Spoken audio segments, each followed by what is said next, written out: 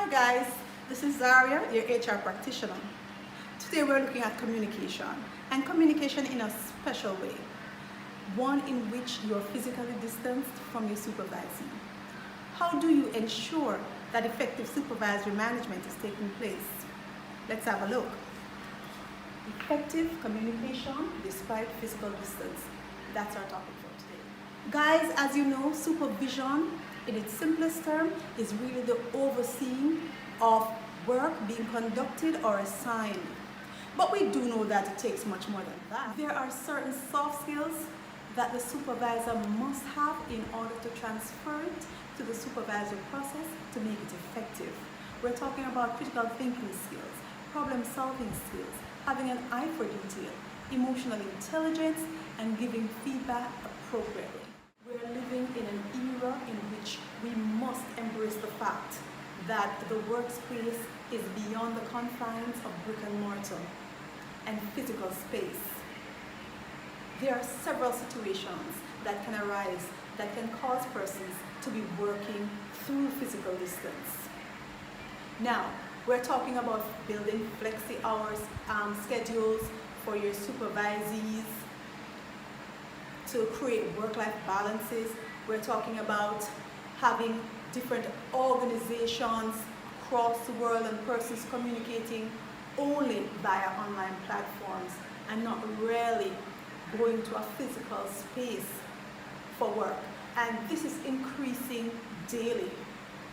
So we're going to have to learn how to manage our supervisory role through these physical distancing. We are down to our big question of the day. Without further ado, let's get straight into it. Now guys, here's the big question. How do you conduct effective supervision in spite of physical distance?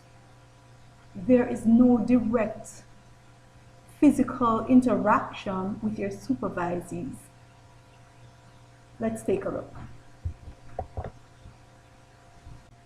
The reality is that everyone is not technologically savvy, but as leaders, we must commit ourselves to lifelong learning. Utilize these online platforms, WhatsApp, Zoom, Google Hang.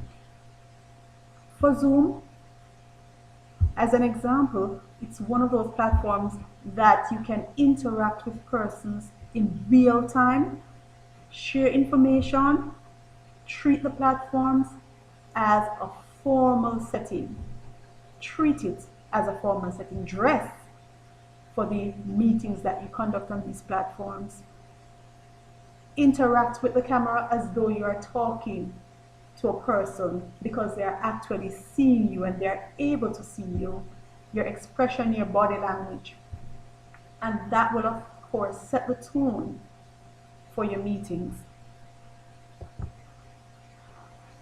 Guys, utilizing emails as an official mode of communication is so important. Emails provide a source from which data can be easily retrieved to actually present evidence of communication taking place over a period of time.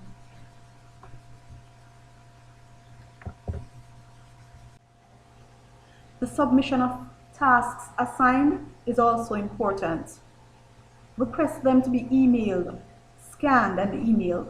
And of course, not every task can be emailed, but also request detailed reports based on work that was assigned, work that was given, and ask for that to be scanned as well and uploaded so that you can have records of what was happening, what was done, what was not done, and you can give appropriate feedback. Guys, I cannot overemphasize the importance of speedy response to emails and reports. Feedback is paramount, especially during physical distance. Persons need to know that what they're doing is being monitored and you're keeping track of their progress. And if they're facing challenges, you're responding to them appropriately.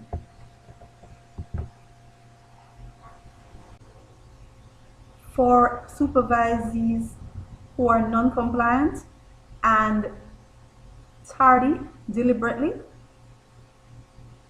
then letters of reprimand should really be sent after communication has been sent to persons at least 3 times, showing disapproval for how they are currently conducting their duties.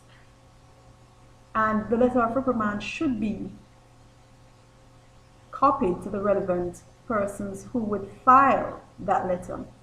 And for persons who are compliant and are doing an excellent job, letters of commendation should be sent as well, highlighting those persons' effort and be copied to their files as well. Thanks for listening. Guys, I hope you have enjoyed the session for today and you have taken away much from the exercise. Remember, start implementing right away because practice makes